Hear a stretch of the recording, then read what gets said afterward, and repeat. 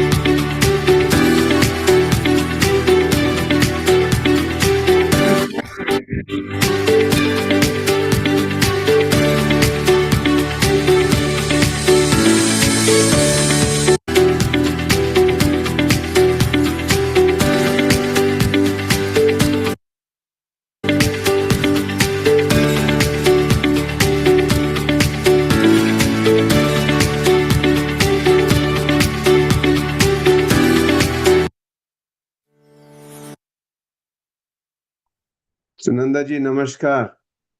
Nice to see you here today. Namaskar, namaskar, namaskar. Good morning and good evening to everyone. So, before we begin our today's session, I would like everyone for honoring 79 years of freedom to the land of diverse cultures and endless dreams. So, happy Independence Day to all Indians, which is August 15, 2026. So, we are celebrating 80 years of freedom. So, happy Independence Day to everyone. Yes, happy Independence Day to everyone on behalf of International Hindu University as well. Well, this is a program of International Hindu University, so yes, thank you very much, Rahul, for Thank you, bringing sir. that up right in the beginning. So, hello everyone, and good morning again to everyone from joining us from different parts of the world. So, it's a pleasure to welcome you all to today's webinar hosted by International Hindu University. So, on behalf of International Hindu University, I welcome all our guests, participants, faculty members, and our esteemed speaker for today's webinar. My name is Rahul, and I'm delighted to be your host for this enlightening session. So before we officially kick off today's sessions, I would like to share a few housekeeping announcements. Firstly, please note this webinar is being recorded. So if you'd like to revisit this session or explore more of the educational content, we would encourage everyone to follow our YouTube channel, International Hindu University. And don't forget to like, share, and subscribe to stay updated with our latest webinars, lectures, and learning resources. This webinar is also live right now on Facebook and on our YouTube channel. So any of your fellow participants who have missed to join this webinar through Zoom, they can enjoy this session on YouTube on our channel and on Facebook as well on our page, both named as International Hindu University. So to make this session interactive, we would encourage everyone to participate, and you will find a chat box at the bottom of your screen. So please use that for general comments and to connect with other fellow participants. We will have a dedicated Q&A session at the end of the presentation, so where all your questions will be addressed. So kindly save your questions for that segment, and we'll be happy to answer them all. And thank you for your cooperation. And now let's move on with our today's session. So at International Hindu University, our mission is to preserve, promote, and share the timeless wisdom of Sanatan Dharma and Vedic knowledge with our learners across the globe. So before we dive into a fascinating topic today, I would like to invite everyone to watch a short video about International Hindu University. So this brief presentation will provide you an overview of what IHU is, the vision behind the university, and the unique educational opportunities it offers. So as you watch this video, you will discover why IHU is a truly unique university that serves as a bridge between ancient wisdom and contemporary knowledge, fostering personal growth, cultural understanding, and lifelong learning. So let's take a few moments to learn about International Hindu University before we begin our today's topic. Knowledge is not merely information. It is the awakening of human potential, the discovery of purpose, and the journey toward wisdom. Welcome to International Hindu University USA, where timeless Vedic wisdom meets modern education, empowering learners across the world to lead lives of meaning, balance, and service. International Hindu University USA is a state-registered non-profit university based in Florida, dedicated to advancing Indian heritage, Sanatan Dharma, and traditional sciences on a global scale. Founded with the vision of preserving and sharing the profound wisdom of Hindu traditions, IHU serves as a bridge between Eastern knowledge systems and Western scholarship. Through education, research, cultural exchange, and spiritual exploration, the university creates a platform where ancient wisdom remains relevant in today's rapidly evolving world. At International Hindu University, our mission is to educate and empower individuals through the timeless values of Sanatan Dharma, promoting peace, mutual respect, and global harmony. We strive to create an inclusive learning environment open to people of all ages, backgrounds, cultures, and belief systems. By integrating ancient Hindu wisdom with modern academic excellence, we inspire students to live with purpose, cultivate self-awareness, and contribute positively to society. Guiding this vision is a distinguished leadership team dedicated to educational excellence and cultural preservation. The university is led by Captain Manohar R. Mahajan, President of International Hindu University and Chair of the Board of Directors. A respected maritime leader, certified mediator, arbitrator, philanthropist, and cultural ambassador, Captain Mahajan has devoted decades to education, community development, and the promotion of Indian heritage worldwide. Supporting the university's mission are our Board of Trustees, including Dr. Narendra Maheshwari and Mr. Shekhar Reddy, along with an accomplished academic council and a global network of scholars, educators, researchers, spiritual leaders, and industry experts. International Hindu University brings together multidisciplinary faculty members whose expertise spans education, spirituality, healthcare, psychology, science, philosophy, and traditional knowledge systems, with a commitment to academic rigor and student success. IHU continues to expand its global reach through accessible online and distance learning programs. IHU offers a diverse range of degree, doctoral, and certificate programs designed to nurture intellectual growth, spiritual understanding, and professional development. For our researchers, our master's program include Master in Hindu Spiritual Care, Master in Purohitya, Master in Ayurveda Education, Master in Yoga Education, Master in Divine Music, Master in Divine Dancing, Master in Hindu Philosophy. For advanced scholars and practitioners, our doctoral programs include PhD in Hindu Philosophy, PhD in Ayurvedic Sciences, PhD in Yoga, PhD in Performing Arts. IHU also offers specialized certificate programs in Ayurveda, Hindu Spiritual Care, Natural Health Sciences, Sanskrit, Spiritual Management for Professionals, Language Proficiency, and many other disciplines.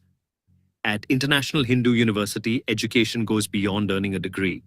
Our programs help students develop spiritual awareness, leadership qualities, emotional resilience, cultural understanding, and practical life skills. At International Hindu University, USA, you are not simply enrolling in the university. You are becoming part of a global family rooted in wisdom, service, cultural heritage, and the enduring spirit of We Are One. Join us on a journey of knowledge, self-discovery, and global harmony. Connect with us today at contact@ihuusa.org or call us at +1305 519 6083. Thank you everyone for watching the video. We hope this introduction has given you a glimpse into the vision and mission of International Hindu University. And now let's move forward with our today's thought-provoking topic and welcome our respected speaker. So our topic for today is free will or destiny, lessons from Vedanta. So we all make choices every day in our life. We set goals, make decisions, and believe that we are shaping our own future.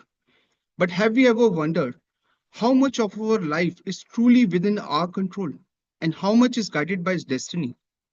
At today's webinar, we will explore this interesting question through the wisdoms of Vedanta, including free will, destiny, our past actions, and our natural tendencies or vasanas. Today, through the wisdom of Vedanta, we will explore this fascinating relationship between free will and destiny.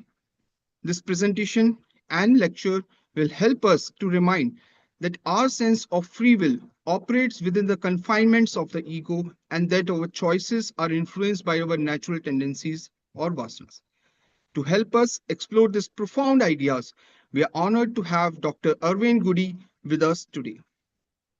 It's my pleasure to introduce our speaker for today's session, Dr. Arvind Gudi. Dr. Gudi brings decades of study and practice in Vedanta and a deep understanding in connecting timeless spiritual wisdom with the question we face in our modern life. Dr. Gudi is a professor of decision sciences at Nova Southeastern University. He holds a PhD in business administration and a master's degree in management information systems. He also has a background in electronics and telecommunication engineering.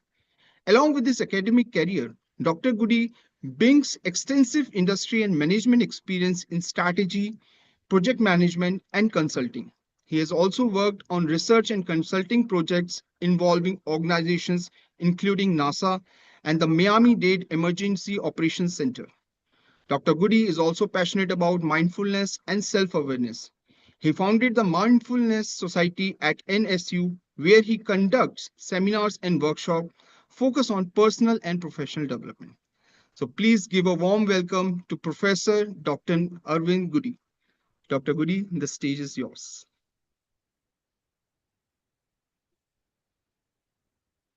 ॐ सहनावतु सहनौ भुनक्तु सह वीर्यं करवावहै तेजस्विनावधीतमस्तु मा विद्विषावहै ॐ शान्तिः शान्तिः शान्तिः ॐ गुरुर्ब्रह्मा गुरुर्विष्णुः गुरुर्देवो महेश्वरः गुरुः साक्षात् परब्रह्म तस्मै श्रीगुरवे नमः।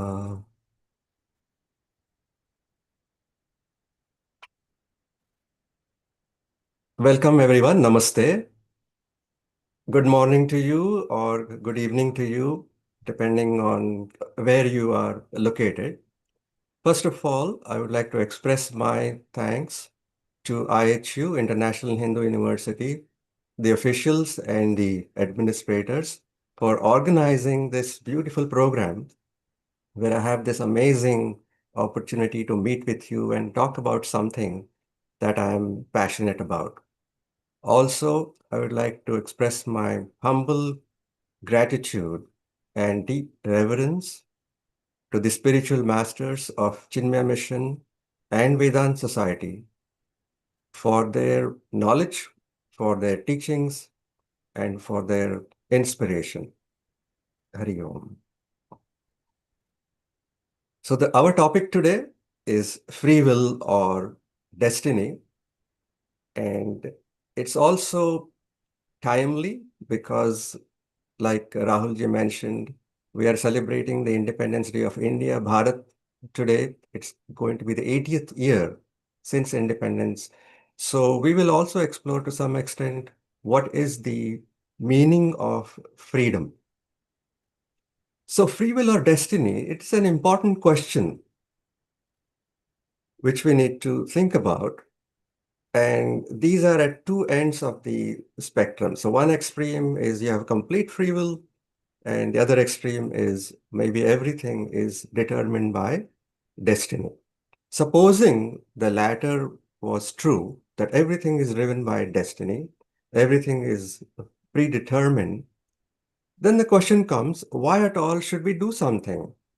Why at all should we have any goals? What is the purpose in planning to do anything? Because the outcome is predetermined, it's preordained, it is fixed. That's what's going to happen. So at the other end of the spectrum, if we look back at our own experiences in our life, what we might see is despite our best efforts, despite our best planning, despite the best amount of work that we did, the outcome that came about was something that we did not expect. Something changed.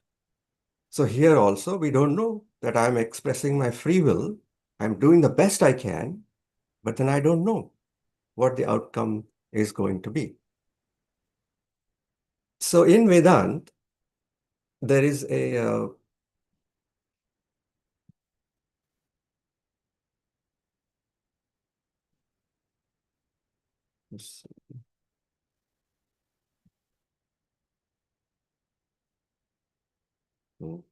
try to move the slide here.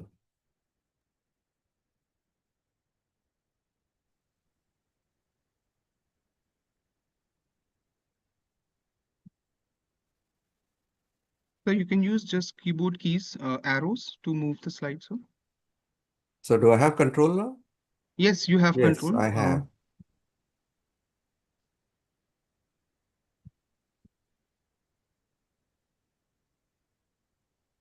No problem, sir. I'll move the slide if you're experiencing any difficulty. Oh, okay. Okay. Yeah. Yeah, you can continue. Next slide, please. Yeah.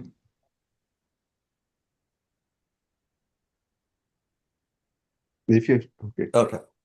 So in Vedanta, there is a popular metaphor, an example given of a cow or domesticated animal that is tethered to a stake, to a post by a rope. So this cow is free to roam around in this field. It is free to graze. And it can go wherever it wants, depending on what it wants to eat.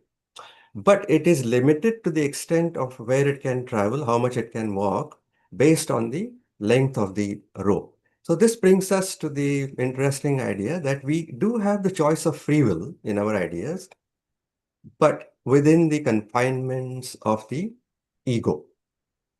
Now, ego, the popular meaning is it has to do with pride, arrogance, which is fine. But in Vedanta, the way the term ego is explained is it is our identification with our body, mind, and intellect. So the human personality is made up of three components. One is the physical body. It's called as the Thula Sharira, gross body. And then you have the subtle body, which is the Sukshma Sharira, made up of the mind and intellect. It is called subtle, Sukshma, because you cannot touch it, see it. It is not tangible. That's why it is called as Sukshma.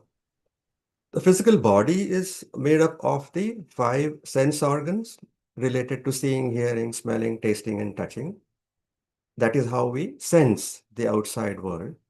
And it is also made up of our organs of action, like hands and feet and so on. So this makes up the physical body.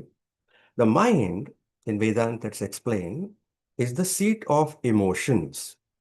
We go through different emotions all the time. Right now, I'm very happy. I'm excited that I'm able to meet with you, a wonderful group of people, and talk about something that we are passionate about.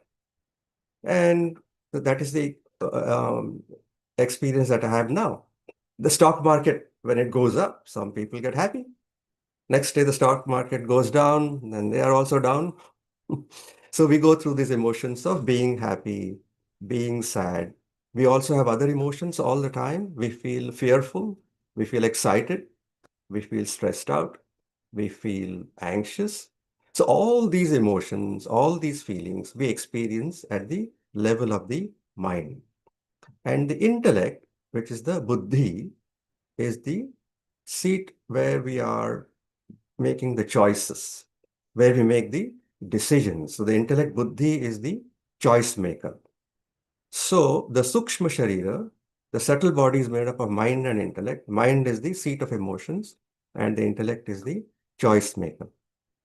For example, you're all attending this webinar this morning. So you made a choice sometime, a decision sometime to attend this webinar. Perhaps last week when the flyers went out, that is when you made this choice, made this decision. So there were certain things that you did. You had to go in and register following the instructions.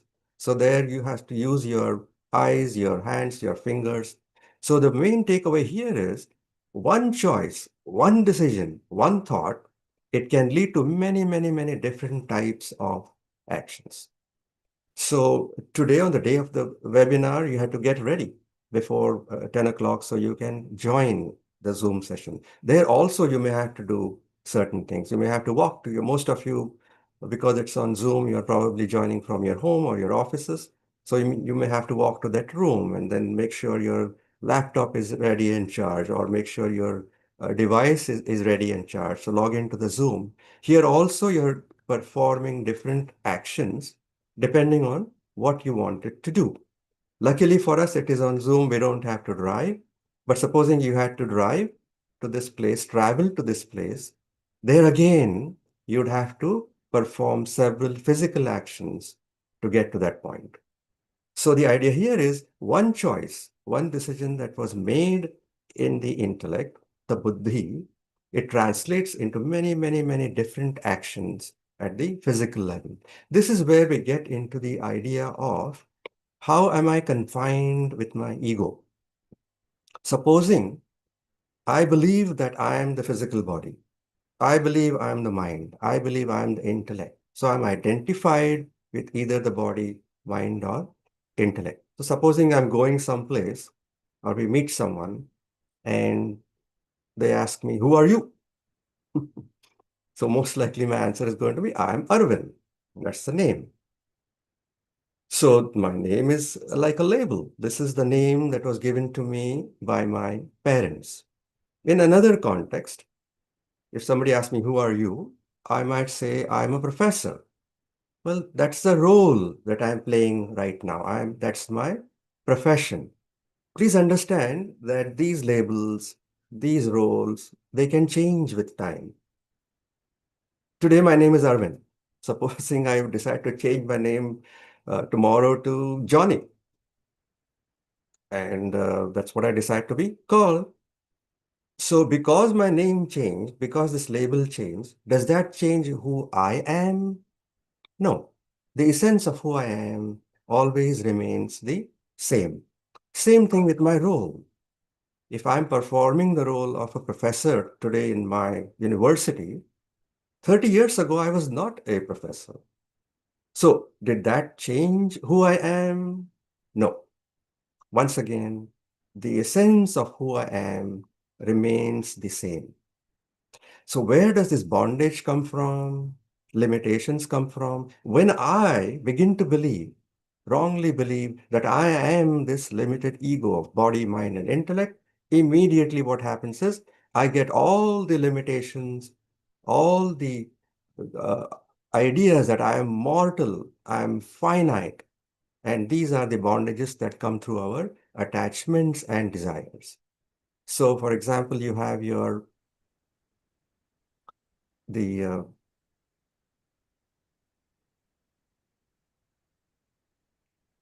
the other idea here is samsara. We are caught up in this bondage of samsara, which is the cycle of life and death. So if I believe that I am only the physical body, nothing else, then what happens? All the limitations of the physical body will come. The moment an individual is born, birth date is there, immediately there is the expiration date also. So I believe I'm finite. So my body is going through these changes. I'm born, I grow, I mature, I get old, and finally the end. So I feel that this is me who's going through these changes because of my own limitations. Same thing happens with the identification with the mind. When I believe that I'm identified with the mind, this is who I am, then when I go through these ups and downs, I'm happy, I'm sad, I'm anxious, and so on, all these different emotions, then I believe that I'm going through this because I'm not disassociating myself from the mind. So when I believe that I am the ego identified with the physical body, mind, and intellect, automatically I get these bondages of desires and attachments. So all the attachments that I have to the physical objects, the people, the relationships, everything that we have experienced in this world, all those become our bondages. Because of that, I also begin to have desires in the material world. I want this something, I want to accomplish something, I want to go someplace. So these automatically become our bondages. A fundamental bondage, which is part of sansar, if you think about it, is starting from our birth. When a child is born, the place, the location is fixed, the time is fixed, time of birth, the biological parents are fixed. So all the circumstances at that time in that location, they're going to have an impact on this individual. So this is how we do have a choice of free will, but these are the confinements that come because of my identification with the ego. I believe that I am the body, mind, and intellect. Later on, we'll also explore if I am not the BMI, body, mind, intellect, then who am I? I need to transcend these limitations. So this brings us to the first principle. Next slide, please. Which is use the free will, but work along the markers of destiny. I'll give you another example. You're all familiar with using the escalator in airports. You might have seen escalators in the bigger malls. So the way most escalators work is they will take you from one place to another, maybe the first floor to the second floor, and then another escalator which takes you down. So this escalator, it has a fixed destination from one floor to the next. It has a fixed direction. This one is going up, and it will also have a fixed speed. So most of these things you are not able to change. So in our metaphor here, the escalator represents our destiny, where things are fixed. You cannot change. But if I want to go from the first floor to the second floor in the airport, then I'm free to use the escalator, choice of free will. I'm free to stand on the escalator and just simply go along with it, choice of free will. Or I might choose to walk, go a little faster. Once again, my free will. Now, so if you might have seen in the airport, sometimes people actually run up the escalator because they are in a hurry to catch their flight, reach the uh, the gate for the airline. So then they will run. So here, within the limitations of the destiny, within the markers of our destiny, I have the choice either not to use the escalator or then use it, just stand on it, or I can do something with my own free will, my own choice to speed up my progress. But here we have to be careful. We have to make the wise choices to speed up our progress. What does that mean? You might have seen this in movies or maybe even in real life, where this foolish person, in the movies they will show that the bad guy, the villain, he's running in the opposite direction on the escalator because he's running away from the people chasing him. Now that in this context is a foolish way to use the escalator. It's not very wise because it is dangerous, can be harmful. Also, it can be dangerous to other people who are using the escalator. So this principle is about we can use our free will, sure, but we should make the wise choices and work along the markers of our destiny. So I gave you the example of the escalator. You could use the same example for the cow in the earlier example.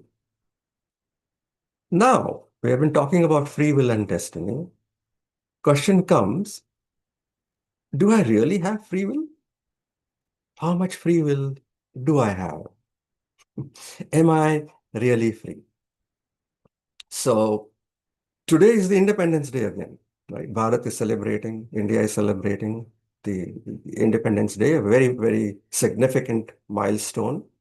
So we might think, yeah, I'm free. Somebody asked me, are you free? Yeah, I'm free. I'm in a democratic society. I can vote. I'm free to choose what kind of education I want, my career. I'm free to travel from point A to point B. But then we need to think about it. Are we really free? At a very fundamental level, just for survival, think about it. Just for survival, we depend on air, water, and food, and some kind of shelter, housing, at a minimum level of for survival.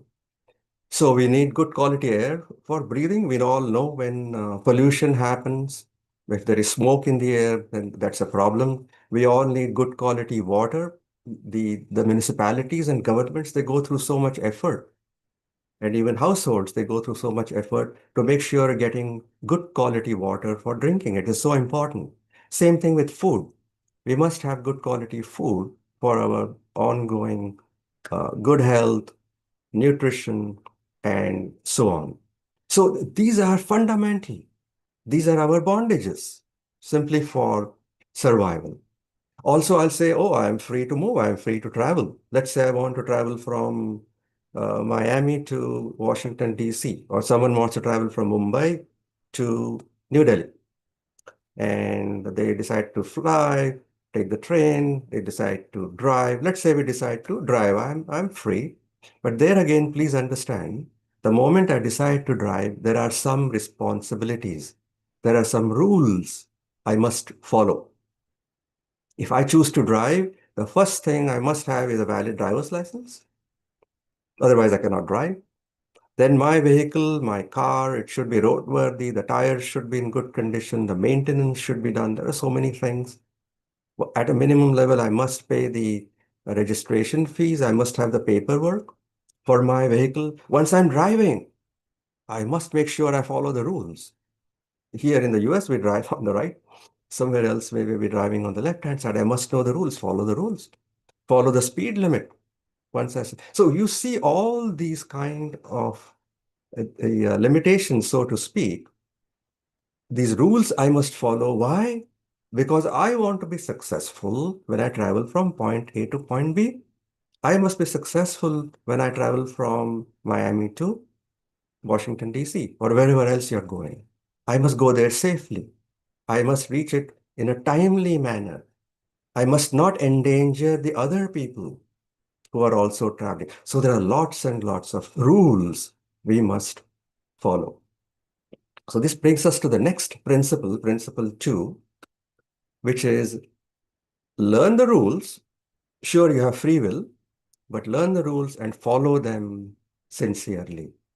When we reflect on this, we begin to see that all along I've been thinking that my destiny is a bondage. It is limiting. Not so. Not so. What we will see is our destiny is actually giving us these guide rails in our lives, which will automatically prompt proper behavior for our success. Good behavior so that we are successful. At the same time, everyone else is also successful along with us. So the limitations I've already mentioned before, uh, we need to follow the rules based on those limitations. I gave you the example of driving, but when it comes to life, our own life, where do we get these rules? Where do we get these instructions? Where do we get these guidelines for our destiny? So the best example, the most effective source for these rules of our life is our scriptures. So I've been saying Vedanta all along, lessons from Vedanta. So in Vedanta, we refer to three of these scriptures, which are the Upanishads, the Srimad Bhagavad Gita, and Brahma Sutras. Primarily, they comprise the Vedanta part of our knowledge base in this, our tradition, Vedantic tradition. You have many, many other scriptures as well, and we can follow them as need be. But where do I know the rules for the science of life? What is the right way to live? What is my goal? What is my purpose? We turn to our scriptures. So this is where we learn how to behave, what should be our goal, what are the different paths we can follow to reach our goal, and all these kinds of questions can be answered there. Another example is, let's say there is a student, good student, a young man or a young woman who want to pursue the medical profession. So they're working hard, they're studying, they do all the training, they do all the exams and so on. But the way destiny works out, you know how life is. Instead of the medical career, they end up going in the engineering program or architecture or something else.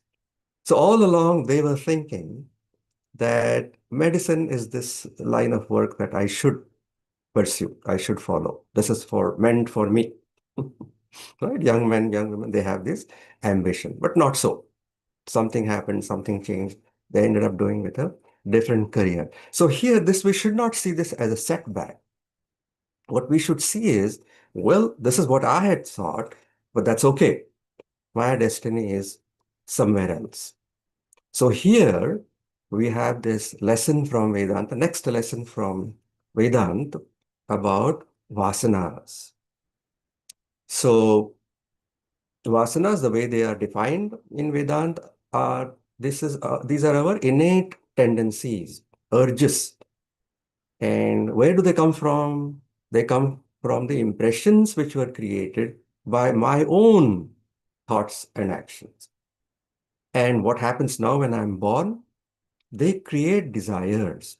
So think of vasanas as the unmanifest desires.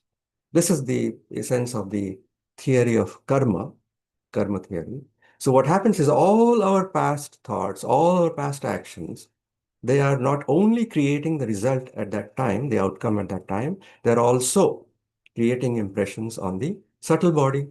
So in the next birth, what happens is from the Sanchita Karma, the vast database of all these impressions, a small slice, Prarabdha Karma, comes to fruition. And that becomes the causal body, the Karana Sharira, vasanas in this particular birth. So the cause for all our desires are in this vasanas.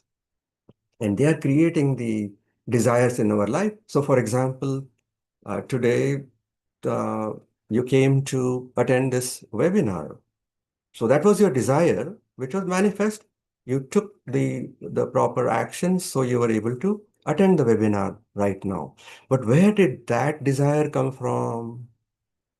It comes from the vasanas. All your past thoughts, all your past actions, they have created these vasanas, these impressions, because of which this particular desire was prompted. Maybe this is interesting about Vedanta. This is a serious topic. Not many people will be interested in these kinds of discussions, but you made the choice to attend because you had those tendencies, because you have those urges. Some people have this passion for music. They're born that way. They're always looking to attend concerts. They want to learn a musical instrument or even more than one musical instrument. They want to practice vocal music. They want to attend concerts. Not only that, they want to contribute through this passion of theirs, through these actions. So what wise people do is they will understand the origin of their desires. They're coming from my vasanas. So this music-oriented person, they will know that they have this talent for music. Let me build on it. Let me develop it. But then what wise person will do is while they're acting on this passion, while they're acting on this desire, they will make sure that it's not only them that they're benefiting, but they're trying to benefit everybody else, whoever they can. So their work, their actions, it becomes a service to everybody else. So this is how we understand that vasanas being our innate tendencies, this is how we are. In fact, this is the reason we are born. Karana Sharira is the causal body, the seat of all those vasanas which came in the prarabdha karma. But we have to recognize them, act on them wisely so that we are not just fulfilling our egocentric, selfish desires, but we are also providing service to as many people as we can, benefit as many people as we can. So all along, we have been talking of free will and destiny, two extremes in this spectrum, so to speak. So this brings us to the idea is that the degree of free will or destiny is along a continuum. So this is another lesson from Vedanta. It is not 100% free will, not 100% destiny for many of us, but we are somewhere in between. We are somewhere in between. Right? Sometimes more free will, sometimes more destiny. I gave you several examples.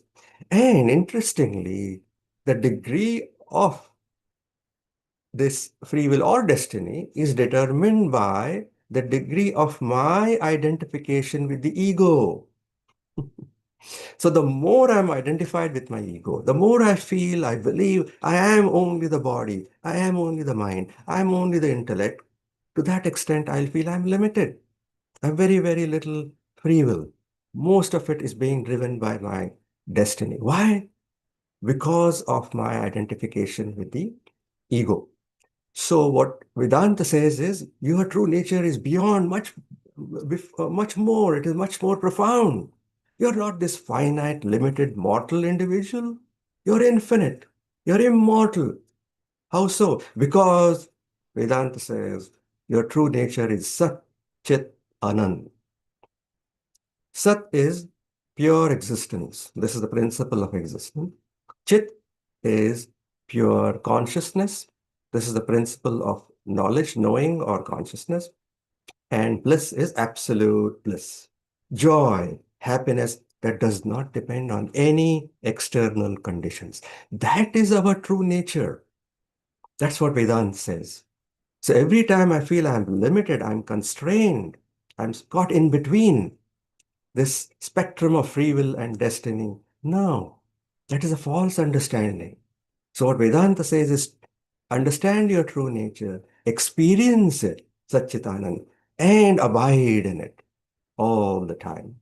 So supposing we go to a realized person, a realized sage, and say, Sir, do you experience free will or do you experience destiny? Because that's how we see it. The average person will see it. Most likely, what this wise person, the wise sage will say is, Beta, I've always been free. I am free right now, and I will continue to be free. Wow.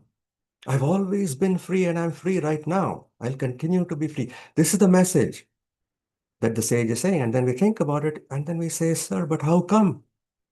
How come that happens? And once again, he will smile. And most likely the sage will say, because my will is the divine will. What question of free will? What question of destiny? I am beyond it all. Nothing in this world, nothing is in this universe can confine me, limit me. I'm not this limited ego. I am something much more. So that is my true nature. Sat Chit Anand. And men of realization, they revel in it all the time. So this is the message from Vedanta. This is the lesson from Vedanta for us, that we also, despite our feeling of limitations and bondages, because of our attachments, because of our desires, we need to know what our true nature is, learn about it, and then experience it, practice it, which is Sat Chit Anand. So with that, I will pause here, and if there are any questions, I'll be happy to address them. Yes, Thank you very Rahul, much, I have sir. a question if that is okay with you whenever you're ready. Yes, sir. So yes, the floor is open for Q&A session, and I'm stopping and sharing my screen so that we can have an interactive session. So I request all the participants, if you have any questions, you can drop your questions in the chat box so that we can take it sequence-wise for everyone. Yeah. Thank you. Over to you, sir. Ja, please go ahead. First of all, thank you very much, Arvindji, for such a very enlightening information and webinar, very well and very well disposed of. I had a question about, we do talk a lot about the body, mind, and intellect, right? This is a matter of education. One gets to understand this or know this only when one grows up and one studies, or one gets a chance to be mentored or told about the body, mind, and intellect, as to I am not the body, I'm not the mind, I'm not the intellect. And just like we always give an example, if this is my hand, I'm not the hand. If this is my sofa, I'm not the sofa, right? And I am something different from this body, mind, and intellect. But all along, from the time we are born, we get attached to a body, mind, and intellect.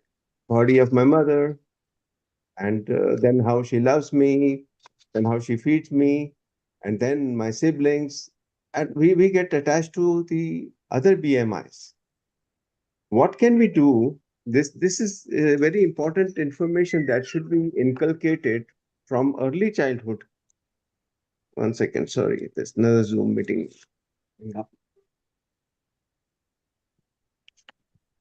Okay, so what do we do so that we can train? Now, we have to train the parents, I think, more than the children, so that from the birth, the children get this education from parents. But parents have to be knowledgeable first so that their children will get this information. So as a university, as International Hindu University, what can we develop? What kind of courses can we develop, so which can be offered to adults or to future parents, current parents, so that right from beginning they start inculcating this information amongst their children, that we are not BMI, we are beyond that. So whenever we make our decisions, we should make it knowingly. I mean, even now we are saying we are driven by these, by our desires and vasanas to make our decisions, right? And that's part of our BMI. So what should we do? How can we create a course for them so that it is helpful for the adults? Yeah, And you're part of IHU, so you're part of IHU, so this ball pretty much falls in your court also. Yes, Manoharji, thank you. Very, very thoughtful question. And it also shows that there is a lot of work that we have done. IHU has done a lot of work the past years. We have come a long way. And also there is much more work to be done.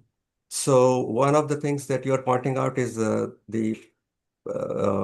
place of education. Where does it stand? And I'm guessing from the makeup of this group, most of all are intellectuals. We are living in this kind of an environment where we have had good education, we are pursuing good careers, we are doing the same thing for our children. So with that kind of a perspective at the university level, it is already offering so many different programs and so many different courses. And again, you're pointing out the two levels. One is at the for the parents and for their children.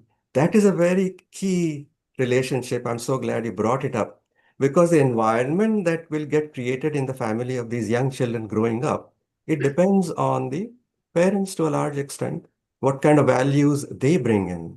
So when the children begin to see that, oh, their parents have interest in this, they are maybe attending courses at IHU, or once another aspiration of ours at IHU would be that you have the courses and the programs given to you, but that should be inspiration. There's only so much that the university can do because it's limited with the courses and so on.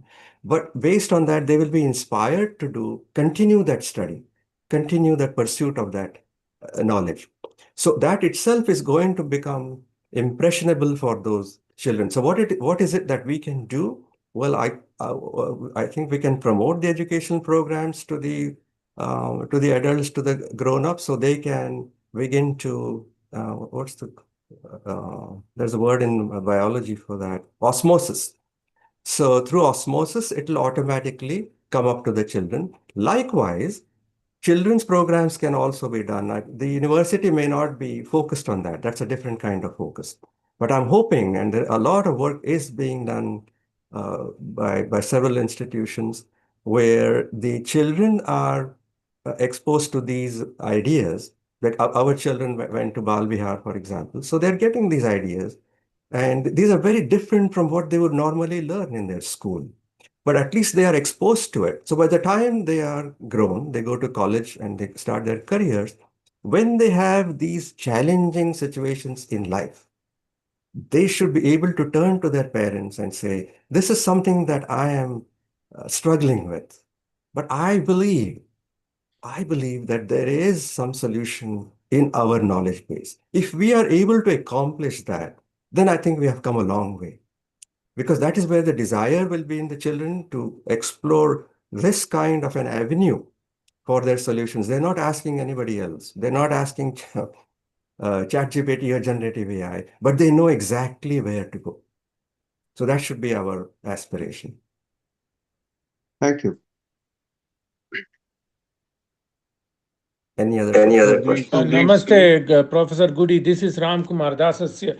One thing, very good talk. As you said, it's philosophical, so one has to pay much attention to it, but it is very good. If I understood, jnanat eva muktihi, in that situation, we are not able to get rid of our papas or karmas in a polite way.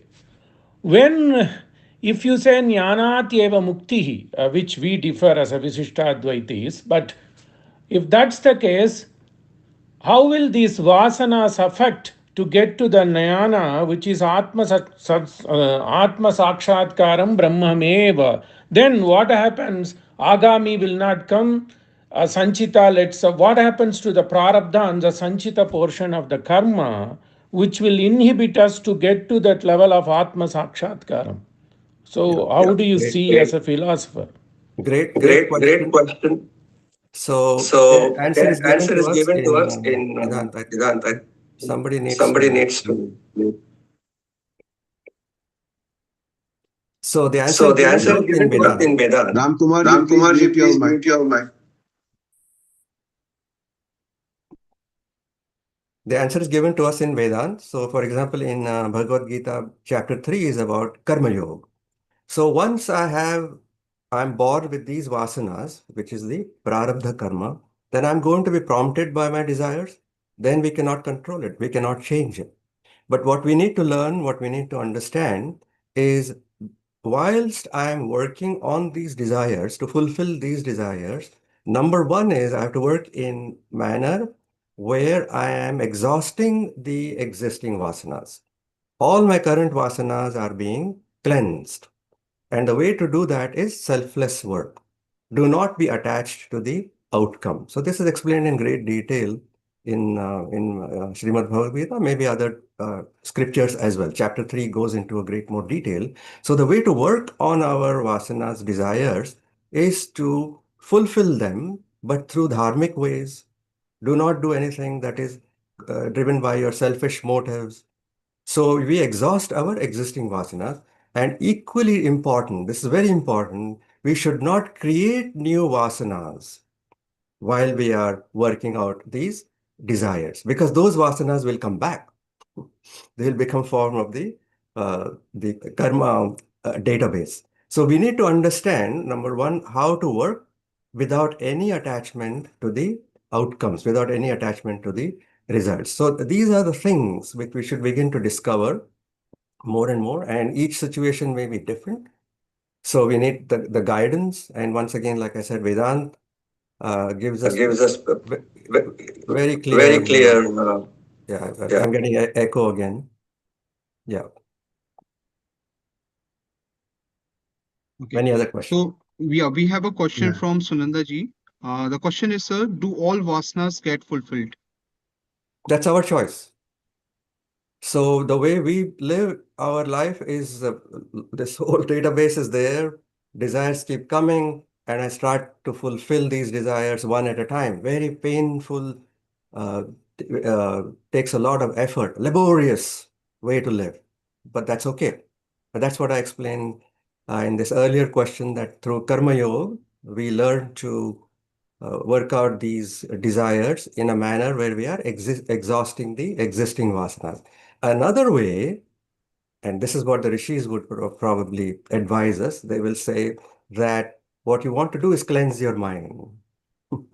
Once we purify the mind, then the force of these vasanas, that is going to be reduced. It's going to be limited. Desire will be there. It cannot go anywhere. But the way to fulfill it will become very quick, very swift. So the more we are turned towards spirituality, the more introvert we become, the more we are able to calm the mind. That is the purification process of the mind. So that is an effective way, much more effective way for us. Otherwise, the laborious ways, each desire that comes, work it out, and then make sure you're fulfilling it through the right means, not creating new vasanas, one at a time. They'll keep on. It's exhausting. It's exhausting. Sooner or later, the sadhak will say, enough of this. I know there are so many desires. Why should I go about? I'm going to detach myself from these desires. So if I'm able to detach myself from the desire, the force of the desire is very, very minimal. So the effort I need to put in is also minimal. So that's how we can deal with these. Thank you, Arvind. Thank you. The next question is. Karthik, may I follow up, Professor Gudi? It's a good answer. That is the reason. There are other questions. Can we move on to the next question? Yes. The next question is from Rishma ji. She wants to ask, how do we know what is our destiny? How do we know what's our destiny? It is given to us. The scriptures say our destiny is self-realization. Rediscover, Swami Chinmayananda says, rediscover your true nature, the self. This self is the capital S, S with a self with a capital S. So sooner or later, we come to the understanding that all these goals I have in my life, they're very good. Please try and work them out. But they are not fulfilling. They are not enough. I'm never satisfied. How so?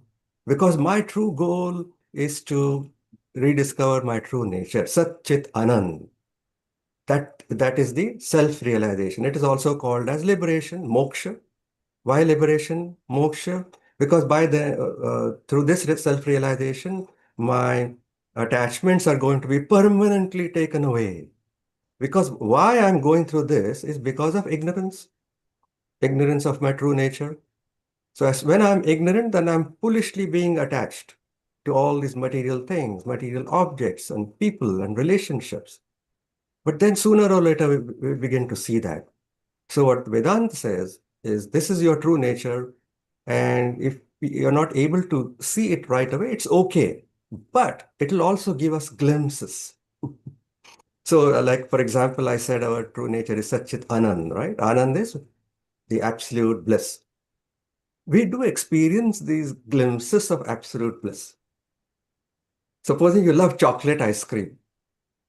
Last time when you tasted chocolate ice cream or gulab jamun, there was this, let's say, dinner party. There was only one gulab jamun left, and you got it, and that was so blissful. That actually is a reflection of the absolute bliss. The problem is it is limited. The problem is that it is attached to that gulab jamun. Problem is it is attached to the chocolate ice. So the moment the gulab jamun is gone, after 10, 15 minutes, it's gone. Then we foolishly feel, oh, maybe I should get another gulab jamun. But it doesn't work like that. It's never going to be satisfying. So the scriptures have told us, all the spiritual masters have told us this. So this message has been given to us all the time. It has been proven by realized masters that this is your goal. So there is nothing that can go wrong. So our true goal in life should be self-realization. We are not trivializing the other goals. Doesn't mean you dismiss your career. Doesn't mean you dismiss your responsibilities. Doesn't mean you dismiss your family. No. But what we begin to see is through my work in fulfilling these responsibilities to my family, to my job, to the community, actually, I am also advancing towards my higher goal of self-realization. Because remember what we discussed earlier? Slowly, slowly, the vasanas are being exhausted. Thereby, the mind becomes purer, more calm. So it begins to see that, yes, this is what my goal is, and this is worthwhile. So the biggest challenge will be, I need to be convinced that this is my goal. I need to be convinced that this is the path I must follow. Thank you, sir. The next question, Rao sir has a question. Raoji, and please unmute yourself and you can ask the question, sir. Thank you.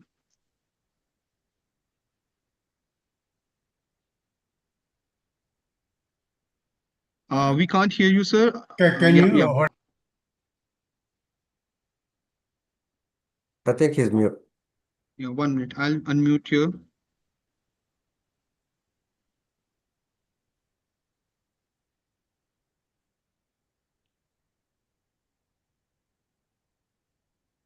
Sir, you have to unmute your mic. We Okay, I can't did. hear you. I did.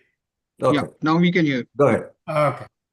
Okay. Arvind, I really loved the discussion on the free will and destiny.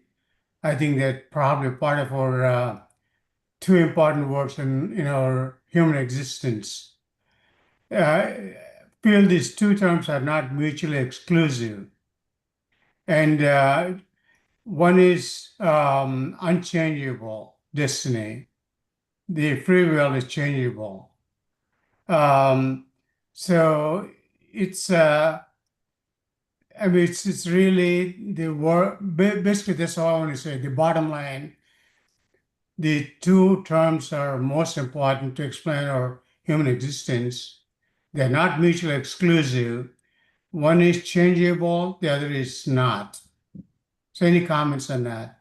Yes, it's a good question. So we are caught up, like I explained before, in this somewhere along this continuum between free will and destiny, because we believe, mistakenly we believe that we are bound. So somewhere along the line, we'll say sometimes we might feel that, oh, I am able to exercise my free will. The next day that goes away. it was of no use. I'm back to where I was.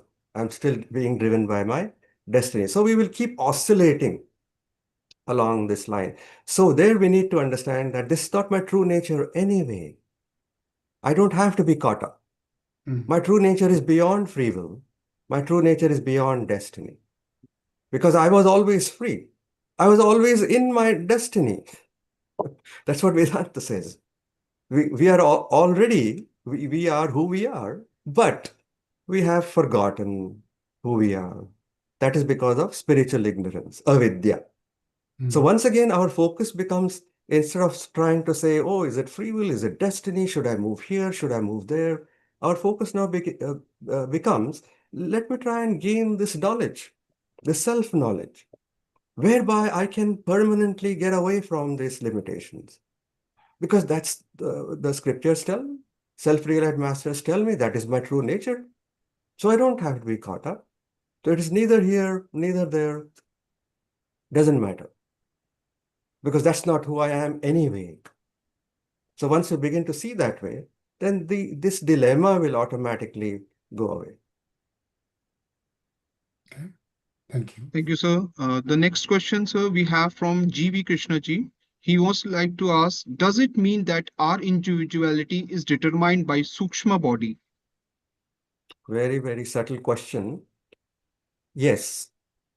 So the Sukshma Sharira, it's the Manabuddhi Chitta Ahankara. So that becomes the carrier of these past impressions. So you have the Sanchit Karma, where you have, this is the full, complete database, big data warehouse, those who are familiar with the database technology. So a small part of that, subset of that, comes to fruition in Prarabdha Karma. So that Sukshma Sharira is what carries these impressions. Now, what happens when we are born, I didn't go into these details in our talk. When we are born, it becomes embodied. So the Sukshma Sharira has found a suitable body for this journey in this life. Because that body, that combo, that combo of BMI is going to be the most conducive for us to go through in this life journey, so that, this is important, so that we will ultimately reach our goal. Please understand that regardless of whether we understand it or not, mano ya na mano, whether you acknowledge it or not, jano ya na jano, whether you know it or not, we are automatically moving towards the highest goal. But somehow we have forgotten it. So the sooner we get the idea that this is what is happening in my life, this is what I'm trying to do, I don't even know, then it becomes easier for you. It will become easier for everyone else. You'll become less troublesome to other people also. Good question. Thank you, sir. So next question is from Sheetalji. She wants to ask, how do we practice the state of being in Satchitanand in everyday practice? By just being, by just being, constant reminder. So we have, like, let's say, the markers of the day. We wake up in the morning, and then we do everything we need to do during the day, and then we go to bed at night. So the minimum we can do is wake up in the morning. My first thought when I wake up should be, I believe I am this limited body. I believe I am this limited mind. That's not who I am, but that's okay. I remind myself of my true nature. There are so many beautiful prayers given to us in our tradition, which will automatically, we do that. So we do that early in the morning. Let's say when you wake up, same thing you do when you go to bed at night. Simple things that we do during the day. Eating, mealtime, we have prayers for that. Brahmarpanam. So we say that prayer while eating. So before eating, just take a minute. You may be in a client meeting, all right, a business meeting. You don't want to say it aloud. That's okay.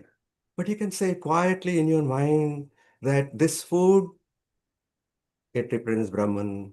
The eaters, consumer of the food, represents Brahman. The food is going to become Brahman. So what we are doing is reinforcing this idea. I'm not the limited BMI, but I'm much more. Each time we reinforce it. Each time we continue. Now, when we, let's say there's a tough client meeting at 10 o'clock, 11 o'clock in the morning, that time you cannot sit and pray. That time you need to deal with the situation. You know, tough contract, whatever needs to be done, you do it, nothing wrong in that. But then after that, you say, I went through a tough situation. Okay, I hope I did everything right. I tried my best. And then leave it. But all the time, the background should be this. Another popular example given in Vedanta is a movie. We see a movie, you go to see a movie. Initially, it's a blank screen, a white screen. Then the movie happens, right? The main hero comes on and the villain comes on. Then there is water there. There may be fire there, fighting there, or some beautiful scenery there. All these things happening, do they affect the blank screen? Before the movie, you had the blank screen. Then the movie happened 2 hours. At the end of the movie, it's over, blank screen. So we have to remind ourselves, my true nature, Satchit Anand, is like this blank screen. I'm watching this movie of my life go through. But it will not affect me. It cannot affect me. So the more we're able to reinforce, we'll begin to see that, yes, this is indeed what is happening. Thank you, sir. The next question we have from Saraswati ji. Saraswati ji, please unmute yourself. Thank you. Thank you, Arvind. I really enjoyed your presentation today. My vasana is I follow whatever you have been teaching us, and also another Gita class I attend.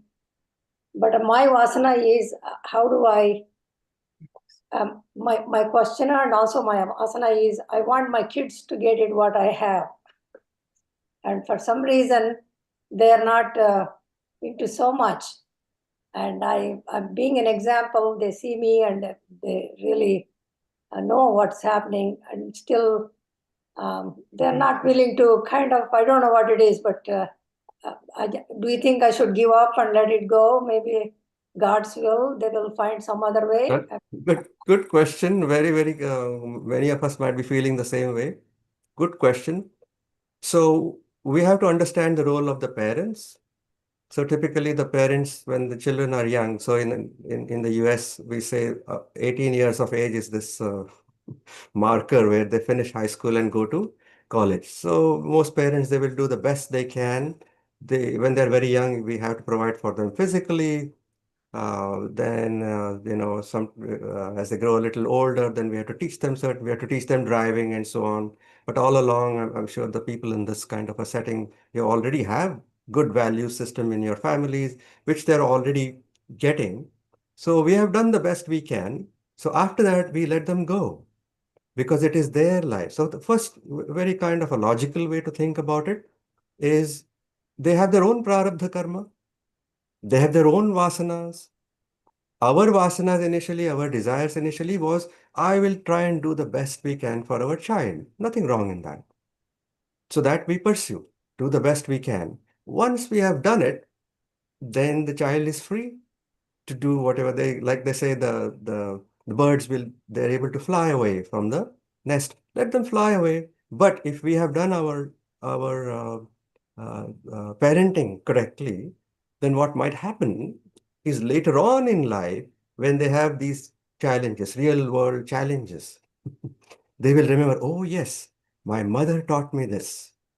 Then they will call you, Mom, I'm having this difficulty. I remember you said something in Vedanta or some other class. Can you explain that? Now they have come back to you. And this is a clear indication, proof that everything that you have done has worked out. Because in times of trouble, when they feel the need for guidance, where did they come? They came to you. So it's okay. They have to do their own thing. Times have changed. Every generation, times are like 3-4 years ago, AI exploded into our society. It has changed so many things. Things happened 30 years ago, things are happening now, things will continue to happen 30 years ago. That we cannot control, we don't even know. Therefore, the children have to adapt. We have to let them go. But Once they have the right values, then they will never go astray. That we should be fully convinced. Thank you so much. They do come, but I want them to get more like what I have. So I want to let go. Thank you. Let go. Thank you. So next we have from Mr. Tushar. So he would like to comment on the educational program that can be implemented in IHU. Tusharji, if you want to unmute your mic.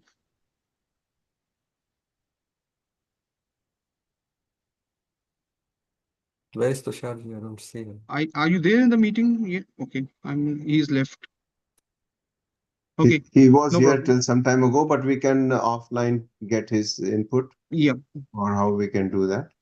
Right now, let us just limit to questions and answers because we have gone over Sure. time already. So Sure. let's wrap up. I think there's one question from Dr. Rajan Solunkar, Yeah. and we can just wrap up after that. So Rajan sir, he would like to ask that, can you mention doable practical things to switch between the destiny, born state and of free will?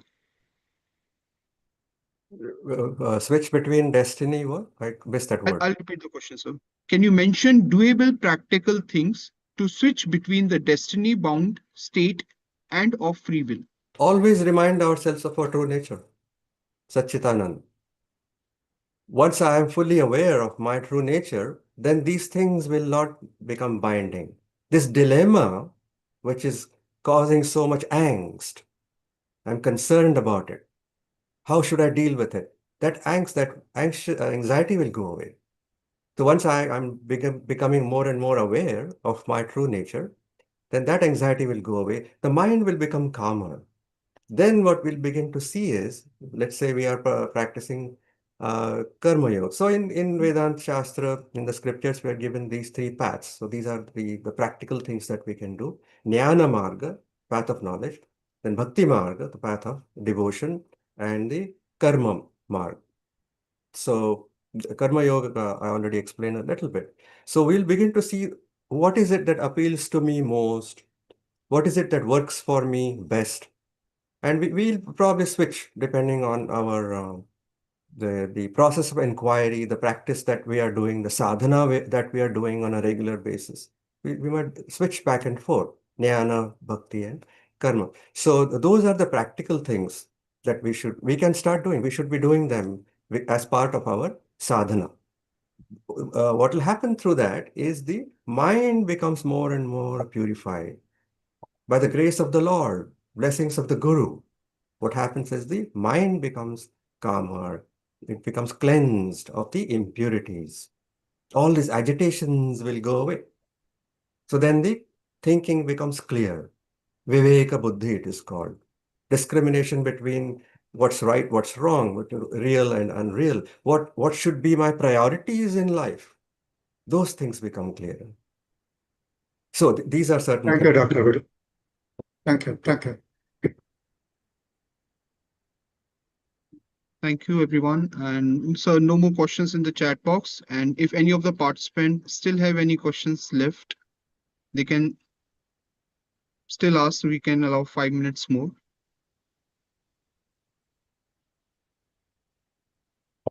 Okay. No more If questions. they remember later on, they can email to us. Sure. Yeah. If any questions, then we can take it on offline. So, thank you. So thank you everyone for your thoughtful questions and active participation. And once again, our heartfelt thanks to Dr. Arvind sir for sharing his knowledge and insights with us today. We also thanks all of our participants for making this session a success. And before we conclude today's session, I would like to invite everyone to join us in the Shanti part. So allow me a moment.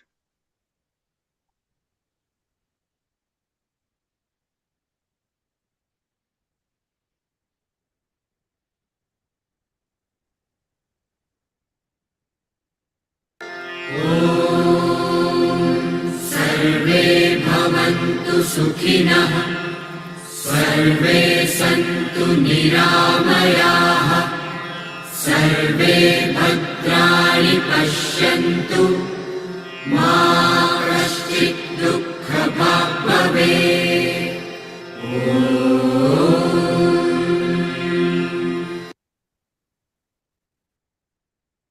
Thank you everyone for joining.